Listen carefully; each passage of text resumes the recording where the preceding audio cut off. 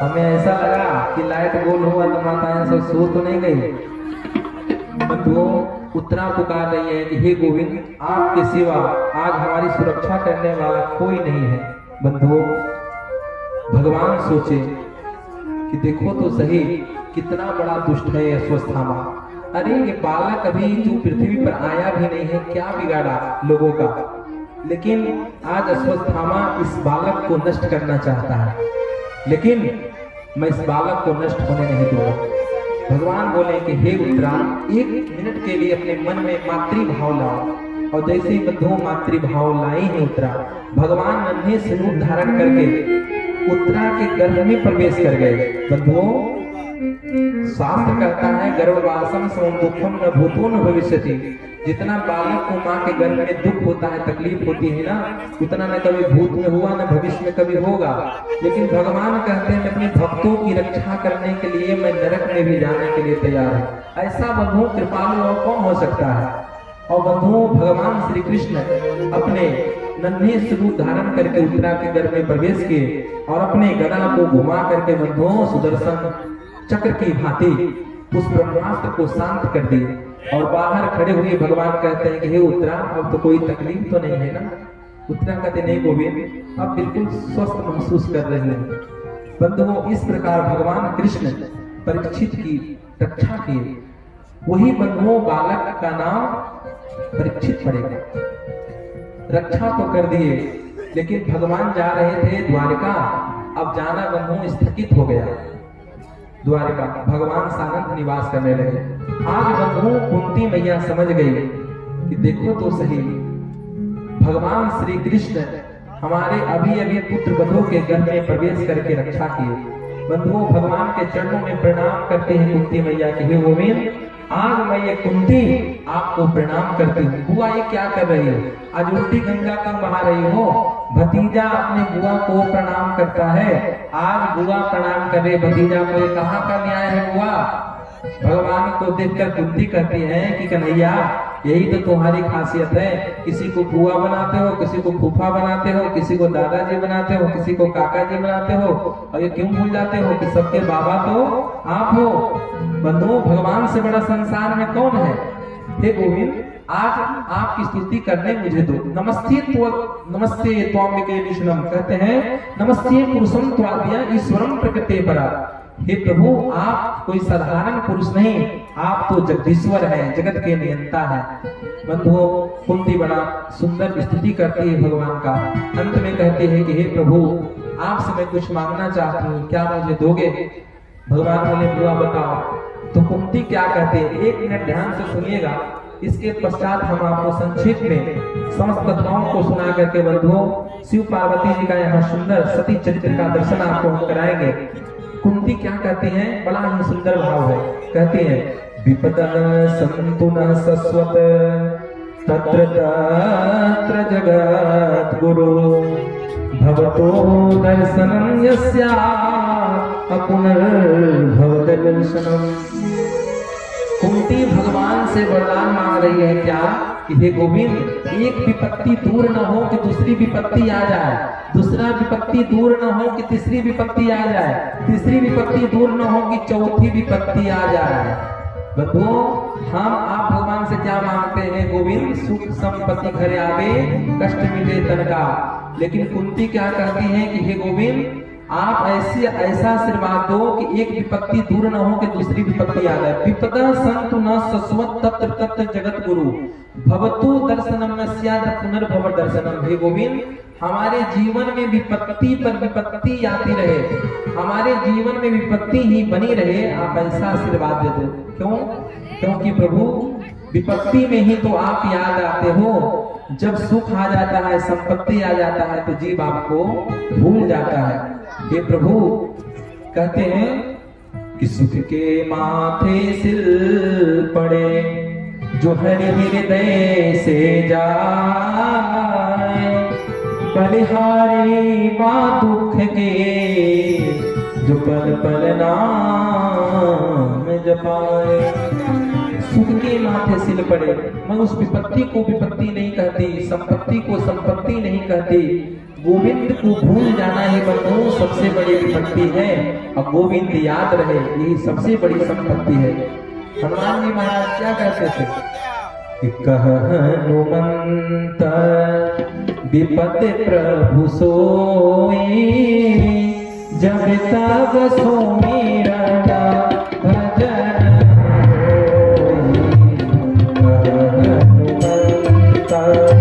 विपत प्रभु सोई, जब तब सुमिरन भजन होई। यानी कह हनुमंत विपद प्रभु सोई, जब तब सुमिरन भजन होई। हो गोविंद, जिस समय आपका भजन नहीं करता हूँ, जिस समय आपका स्मरण नहीं करता हूँ, उस समय सबसे बड़ा हमारे जीवन का दुख है। बंधुओं, यही वास्तव में सत्य है। गोविंद को भूल जाना ही, भगवान से दूर होना ही जीव के लिए सबसे बड़ी विपत्ति है। और भगवान स्मरण में रहे, भगवान हमारे दृष्टि में रहे, भगवान को हमेशा हम चिंतन करते रहे, ये जीव की सबसे बड़ी संपत्ति है। बंधुओं, संसार के रोटी रुपया पैसा मकान दुकान सब कुछ बंधु यहीं रह जाएगा, लेकिन ये जो यहाँ 4 घंटे बैठ के जो कथा श्रवण करेंगे ना, इसका सुख बंधु आपको इस पृथ्वी लोक में भी मिलेगा। और यहाँ से जब जाओगे ना, तो यमराज पूछेंगे कि क्या किए पृथ्वी पर, कितने मकान बनाए, कितने दुकान बनाए, नहीं पूछेंगे। 2-4 माला जप किए, कथा श्रवण किए, भगवान नाम लिए, धर्म किए, कोई संतों का सेवा किए। तो जो नहीं किए रहते हैं ना, वहां निरुत्तर हो जाते हैं। कुछ नहीं किया, 75 करोड़ का घर बनाया था और बढ़िया उसका डेंटिंग पेंटिंग में ही पूरा जिंदगी मेरा गुजर गया। तो कहते हैं जाओ नरक में तुम ऐसा करो, 1 करोड़ वर्ष तक तुम नरक में सड़ो और फिर तुमको चूहा बना के हम भेजेंगे पृथ्वी लोक पर। तो पहले तो हम मनुष्य थे और फिर दूसरे जन्म में चूहा बन गए। 1 करोड़ वर्ष तक हम नरक भी भोगे, फिर बन गए क्या चूहा। अब हम चूहा बन के हमको मुक्ति नहीं मिलेगी, मानव शरीर से ही मुक्ति मिलती है बंधु, मनुष्य जीवन से ही। दुर्लभो मानसो देहो देहुनाम क्षणभंगुरा। तो आज कुंती मैया को भगवान बार बार कहते हैं कि हे बुआ, हम आपको दुख नहीं दे सकते। कुंती कहते हैं कि कम से कम दुख सहने का साहस दे दो। जो पांडवों में मेरा ममता चिपका हुआ है, इस ममता के बंधन के डोरी के पाट दो। भगवान बंधु आशीर्वाद दिए। शुकाचार्य श्री सूत जी महाराज कहते हैं शुकादि ऋषियों को कि हे ऋषियों, आज भगवान श्री कृष्ण सानंद निवास कर रहे हैं। कहा? पांडवों के शिविर में, हस्तिनापुर में। लेकिन आज बंधु युधिष्ठिर जी महाराज बड़े दुखी हैं। उनके मन में ऐसा भाव आ रहा है कि देखो तो सही, हमारे ही कारण इतना बड़ा युद्ध हुआ, जिसके परिणाम स्वरूप हजारों माताओं की मांग सुनना पड़ गया, हजारों बच्चे अनाथ हो गए। इस सब का कारण मैं हूँ। भगवान गए हैं, सुंदर गीता का उपदेश दिए, लेकिन युधिष्ठिर जी की समझ में नहीं आए। क्यों नहीं आए बंधुओं? जब तक सुनाने वाले के प्रति आपका गुरुत्व का भाव नहीं होगा, गुरु का भाव नहीं होगा ना, तब तक सामने वाले की कही हुई बात आपकी समझ में नहीं आएगी। भगवान सोचें कि युधिष्ठिर दादा हमको तो अपना भाई समझते हैं, बंधु समझते हैं। अगर मैं ही भीष्म पितामह के शरीर में अगर प्रवेश करके इनको उपदेश दूं तो ये अवश्य समझेंगे। आज बंधुओं, सुबह जैसे ही हुआ, भगवान श्री कृष्ण कहते हैं कि चलो भीष्म पितामह का दर्शन करने चलते हैं। बंधुओं, समस्त पांडवों को लेकर के पहुंचे हैं कहा, जहां बाणों की सैया में 52 दिनों से भीष्म पितामह लेटे हुए थे। बंधुओं, भीष्म पितामह के पास में जाकर के सब पांडव प्रणाम किए, भगवान श्री कृष्ण प्रणाम किए। प्रणाम करने के बाद बंधुओं, पितामह भीष्म भगवान श्री कृष्ण का दर्शन करने लगे। कथा आप सब श्रवण किए हैं, बहुत विस्तार से कथा है, आप इतना ही श्रवण करें। पितामह भीष्म को कहते हैं कि हे पितामह, आपको राजनीति का लंबा अनुभव है, इन पांडवों को कुछ उपदेश दीजिए।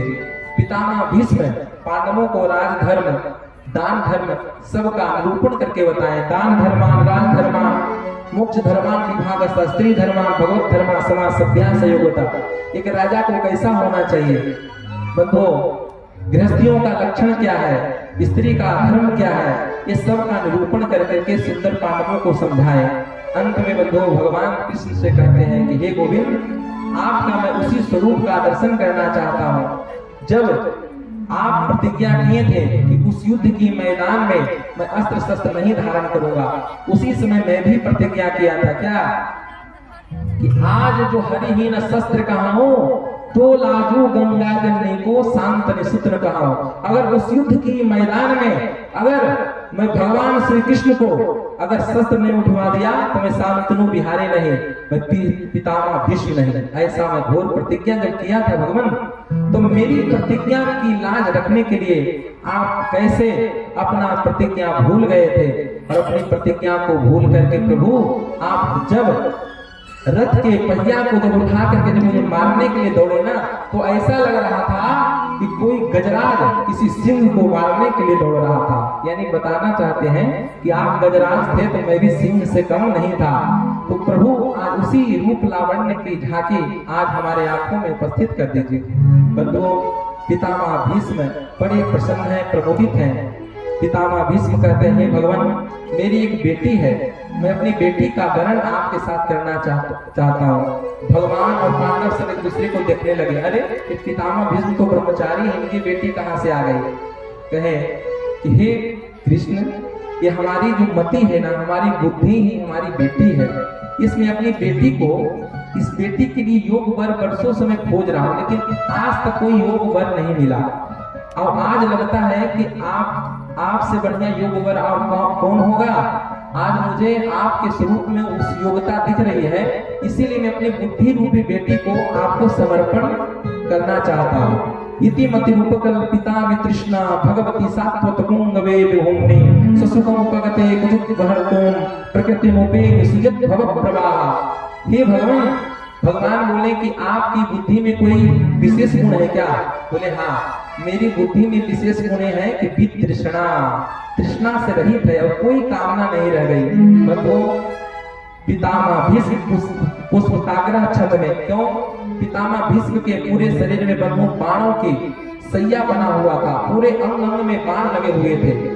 पितामह हाथ उठा नहीं सकते, फूल वहां था नहीं, तो अपने बाणे रूपी शब्दों के माध्यम से पुष्पताग्रह छंद में बंधुओं 21 श्लोकों में सुंदर भगवान का स्तुति किए, भगवान के चरणों में प्रणाम किए।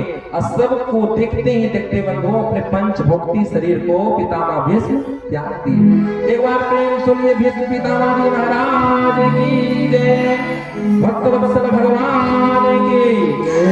बंधुओं, पांडव सब रोने लगे, पांडव सब रोने लगे पितामह भीष्म के महाप्रयाण से। भगवान समझाएं कि इनके लिए कैसा रोना, इनको तो इच्छा मृत्यु का वरदान था, इनके लिए तो खूब संकीर्तन करो, भजन करो। सब बंधुओं मस्ती से भगवान नाम उच्चारण करने लगे।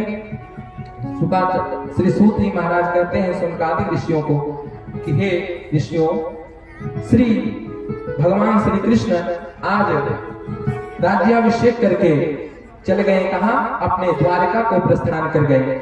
लेकिन बंधुओं, द्वारका जाने के बाद जैसे भगवान श्री कृष्ण द्वारका पहुंचे तो जिस गर्भ की रक्षा भगवान किए थे ना उत्तरा के गर्भ में प्रवेश करके, आज बंधुओं उसी बालक का जन्म हो गया। और जन्म बंधुओं जैसे हुआ कि वो बालक सुखासन लगा करके बैठ गया। उनका नाम पड़ा विष्णुरात। लेकिन चारों तरफ दृष्टि घुमा करके देखने लगे तो उसी इच्छा की वजह से उनका नाम पड़ा श्री परीक्षित जी महाराज। एक बार प्रेम से परीक्षित जी महाराज की। बंधुओं, परीक्षित जी महाराज जन्म लेते ही सुखासन लगा करके बैठे। भगवान कृष्ण के पास में संदेश पहुंचा। भगवान कृष्ण आए, सुंदर आशीर्वाद दे करके अर्जुन को लेकर के पुनः हस्तिनापुर पधारे। धीरे धीरे बंधुओं समय आगे बढ़ने लगा। लेकिन द्वारका में एक विचित्र घटना घट गई। क्या? भगवान के आंखों के सामने पूरे यदुवंशी आपस में लड़ झगड़ करके सारे यदुवंशी मारे गए। बंधुओं, भगवान श्री कृष्ण कुछ ना कर पाए और अपनी लीला को संपन्न करके बंधुओं सुधाम चले गए। एक बार प्रेम चलो वृंदावन बिहारी लाल की। अर्जुन की आंखों के सामने ये सब विचित्र घटना घटी। आज बंधुओं, परीक्षित जी महाराज तो इधर धीरे धीरे बड़े हो रहे हैं। 16 वर्ष की अवस्था परीक्षित जी महाराज की।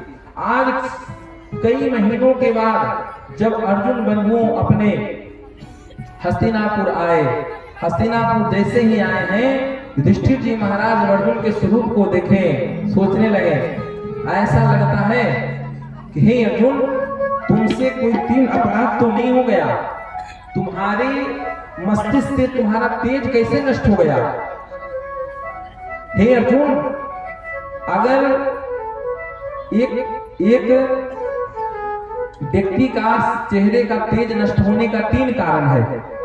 अगर किसी अगम्या स्त्री के साथ समागम कोई करता है तो उस व्यक्ति का चेहरे का तेज नष्ट हो जाता है। दूसरा, अगर किसी गौ माता का वध हो जाता है किसी मनुष्य के हाथों तो उस व्यक्ति के चेहरे का तेज नष्ट हो जाता है। तीसरा, जिसके बिना इस पृथ्वी पर एक पल मैंने रहना भी नहीं सीखा, वो व्यक्ति अगर हमें त्याग कर चला जाए तो उस व्यक्ति के चेहरे का तेज नष्ट हो जाता। इतना सुनते ही बंधुओं धड़ाम से गिर गए।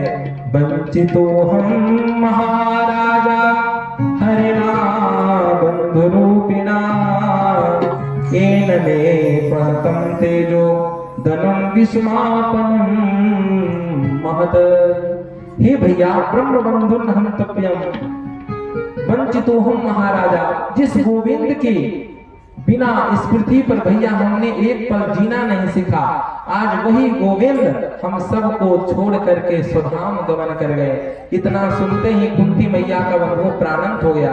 जैसे दशरथ जी महाराज सुने ना कि अब राम लौट करके नहीं आए हैं तो राम राम कही 6 बार राम नाम को उच्चारण करके जैसे दशरथ जी चले गए थे, वैसे कुंती मैया का प्राणंत हो गया। पांडव सोचे कह रहे, अर्जुन तू वर्षों के बाद आया हस्तिनापुर और आते ही इतना अमंगल समाचार सुनाया।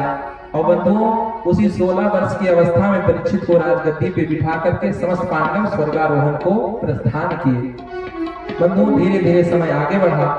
श्री परीक्षित जी महाराज अपने प्रजा को सुंदर ढंग से शासन कर रहे हैं। लेकिन आज बंधुओं, जब परीक्षित जी महाराज जब 45 वर्ष की अवस्था में हो गए तो अपने पूर्वजों की कीर्ति की सुनने के लिए जगह जगह नगर में भ्रमण करने लगे।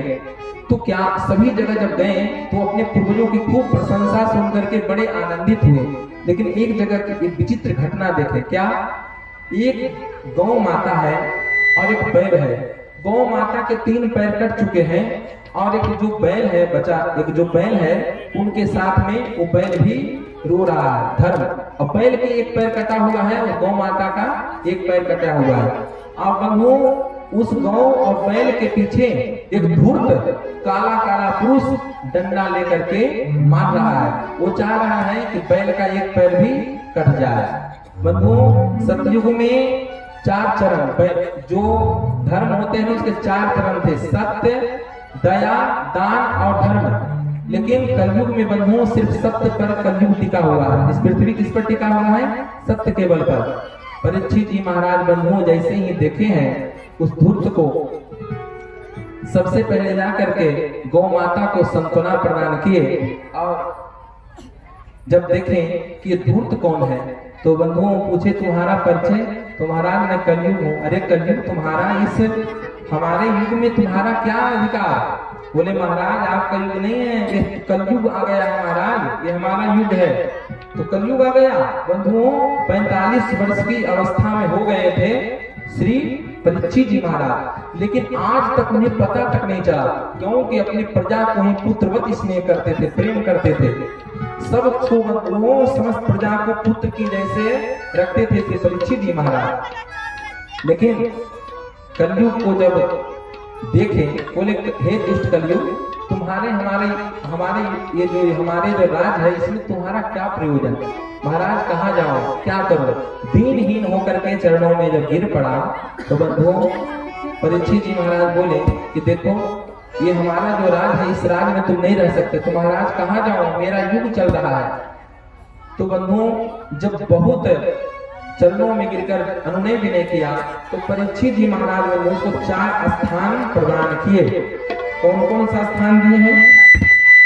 द्युतम पामन स्त्रिय सुनम यत्र धर्म चतुर्विधा। ध्यान से सुनिएगा, बड़ा सुंदर प्रश्न।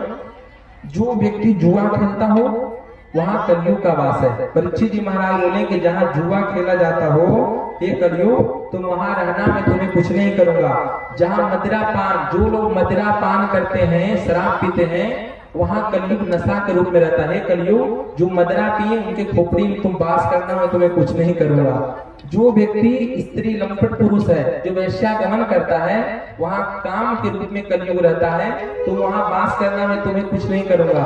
और जो व्यक्ति हिंसा करता है, अपनी जुड़वा को स्वाद दिलाने के लिए नाना प्रकार के पशुओं को बलि देकर के खाता है, वहां कलयुग तुम रहना, मैं तुम्हें कुछ नहीं करूंगा। बंधुओं 1 मिनट में मैं यहाँ प्रकाश डालूं, इस कलयुग में भी मैं सतयुग के जैसा हम लोग रह सकते हैं, लेकिन कब? जब इन 4 वस्तुओं को हम त्याग कर देंगे तब। अगर इस 4 वस्तुओं में से एक भी वस्तु का आप सेवन करते हैं ना, तो आपको ब्रह्मा जी भी आपको सुखी नहीं बना सकते इस पृथ्वी पे। ब्रह्मा जी भी आपको सुखी नहीं बना सकते, आप दुखी ही रहोगे। क्या क्या?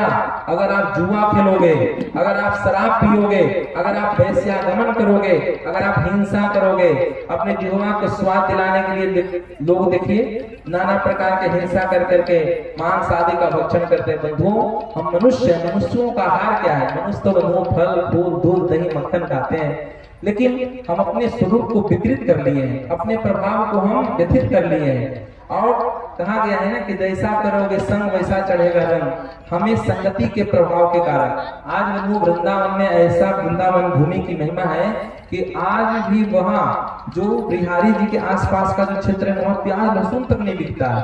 वहाँ के होटलों में आपको प्याज लहसुन नहीं मिलेगा। आज अभी कलयुग की बात है, देखिए उस जगह की महिमा का प्रभाव कितना है। लेकिन वातावरण के प्रभाव के कुचक्र में आकर के हम सबका ये दुर्दशा हो रही है। लेकिन सत्संग के माध्यम से अगर आज तक आप ग्रहण कर रहे हो तो उसको छोड़ने का प्रयास करें। बंधुओं जो व्यक्ति जुआ खेलता हो, जो शराब पीता हो, जो वैश्यागमन करता हो और जो हिंसा करता हो, कलयुग बोला महाराज ये जो 4 स्थान दिए हैं ना ये तो ठीक है, लेकिन जब हमारे अंदर एक बढ़िया वाला गुण है तो हमको भी तो बढ़िया कमरा दे दीजिए। बंधुओं तो परिचित कलयुग में बंधुओं सबसे कलयुग के पास सबसे बढ़िया गुण क्या है? सत्यायुगे बोधो वैराग्यो मुक्ति साधको। तो सतयुग त्रेता द्वापर में बड़े बड़े यज्ञ हवन पूजन करने से जो फल मिलता था ना, वही फल कलयुग में भगवान नाम उच्चारण करने मात्र से जीव को प्राप्त हो जाता है। आप एक बार कहते हैं हरे राम राम राम हरे हरे, एक बार नाम का उच्चारण करने मात्र से 1000 राम नाम की महिमा हो जाती है। और बंधुओं इसी राम नाम के सहारे से भवसागर से आप सरलता से पार कर सकते हैं। ये बंधुओं सतयुग से भी बढ़िया ये युग है। इस युग में कुछ नहीं करना है, काम करते चलो, नाम जपते चलो, नाम धन का खजाना बढ़ाते चलो, कृष्ण गोविंद गोपाल गाते चलो। इतना कहने मात्र से आपका जीवन धन्य हो जाएगा। लेकिन परीक्षित तो पीछे ही पड़ गया। तो परीक्षित जी महाराज उसके इस गुण पर इतना रिझ चुके थे, इतना मतवाले हो चुके थे। परीक्षित जी सोचे कि चलो एक गुण मांग रहा है, जाओ कलयुग स्वर्ण में भी तुम्हारा वास होगा। तो आपके मन में एक भाव आएगा, महाराज सोना पहनेंगे तो कलयुग आ जाएगा क्या? नहीं नहीं नहीं। तो हमारे गुरुदेव संत जन कहते हैं कि गलत तरीका से कमाया हुआ स्वर्ण में कलयुग का वास है, और परिश्रम के द्वारा, मेहनत के द्वारा कमाई हुई स्वर्ण में परमात्मा का वास है। सिर्फ स्वर ही नहीं बंधुओं, मैं तो यहाँ तक कहता हूँ, गलत तरीका से कमाया हुआ धन, संपत्ति, प्रभुत्व, चाहे कोई भी हो, वो सब में कलयुग का वास है। संसार में हम मनुष्य बन के आए हैं, अपने कर्म के बल पर हम सब कुछ एकत्रित करें। ये नहीं छल कपट करके, लोगों को ठग करके अगर हम धन कमाएंगे तो हम सोचेंगे कि हम कलयुग से बच जाएंगे। ना ना, आप कोई भी काम ऐसा न करें जो बंधुओं मनुष्य बुद्धि के विपरीत हो। हम मानव हैं, हम मनुष्य हैं, हम मनुष्य बन के ही इस पृथ्वी पर रह सकते हैं। इस प्रकार बंधुओं परीक्षित जी 5 स्थान में कलयुग प्रसन्न हो गया। परीक्षित जी महाराज अपने कक्ष में चले गए। आज अपने पूर्वजों को, खजाना को देखने के लिए परीक्षित जी महाराज गए कि सोने का मुकुट दिखा। और सोने के मुकुट जैसे ही देखे, सोचे कि देखो तो सही, ऐसा लगता है हमारे युधिष्ठिर बाबा पहनते होंगे मुकुट को। और बंधुओं वो मुकुट किसका था? वो मुकुट जरासंध का मुकुट था। आपके क्षेत्र मगध क्षेत्र के जरासंध, जब अंतिम दिवस की कथा में आप श्रवण करेंगे, जब गए थे कौन?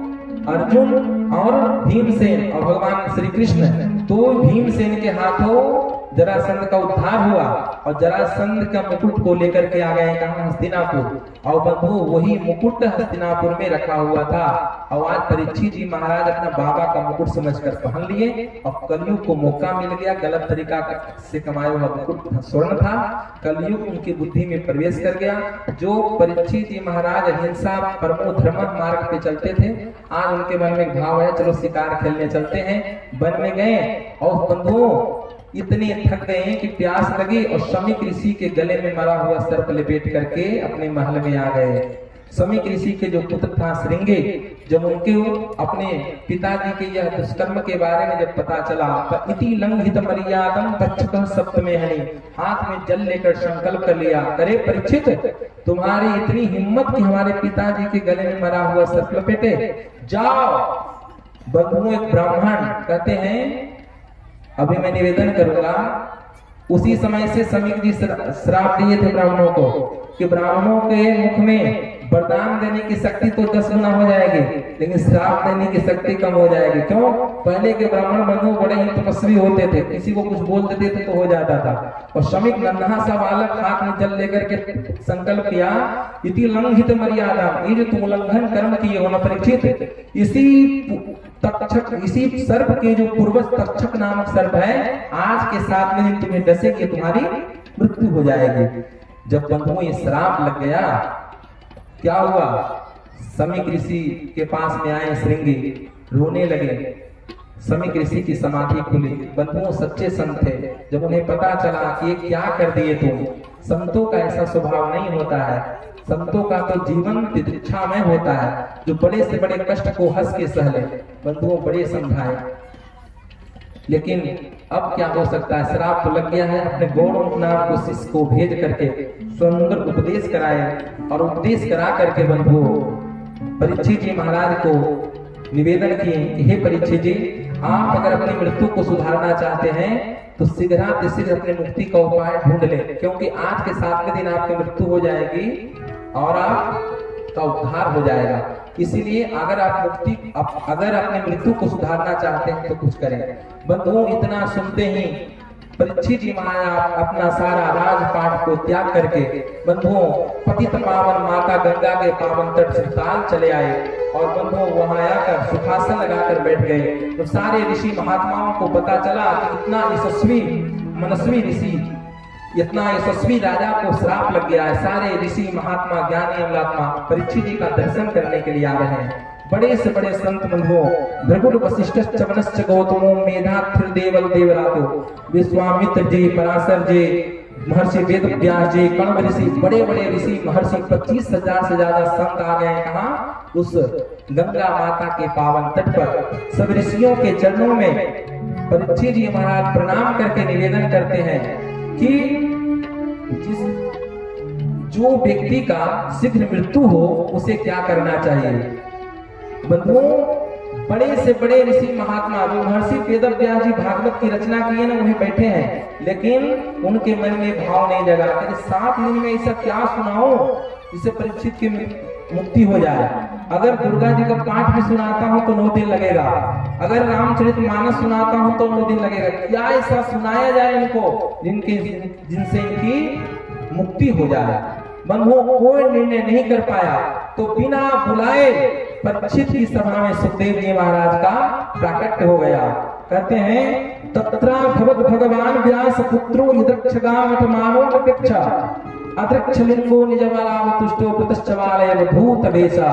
अवधूत भेषधारी भगवान सुखदेव प्रकट होकर के जैसे परीक्षित के सामने गए हैं कि परीक्षित जी को देखकर सारे संत कहते हैं, अरे परीक्षित, तू मुक्ति को ढूंढ रहा था, मुक्ति चल करके तुम्हारे पास में आ गई। अब भगवान परीक्षित जी उनके चरणों में दंडवत प्रणाम करते हैं, एक सुंदर व्यासपीठ आसन पर विराजमान करते हैं और भगवान परीक्षित जी सुखदेव जी महाराज का पूजन कर रहे हैं। यहाँ मुख्य जवान भी भागवत जी का हल्का सा मंदिर हमारे पूजन करा देंगे। हम यहाँ सुखदेव जी महाराज का स्वागत करते हैं। इसके पश्चात हम सब यहाँ सुंदर यहाँ दर्शन करेंगे सती चरित्र का। एक बार प्रेम से वृंदावन बिहारी लाल के सभी भक्त बंधुओं, यहीं से अब तक तो बंधुओं सूत जी महाराज संकादिक ऋषियों को कथा सुना रहे थे, अब यहाँ से सुखदेव जी महाराज परीक्षित को कथा सुनाएंगे।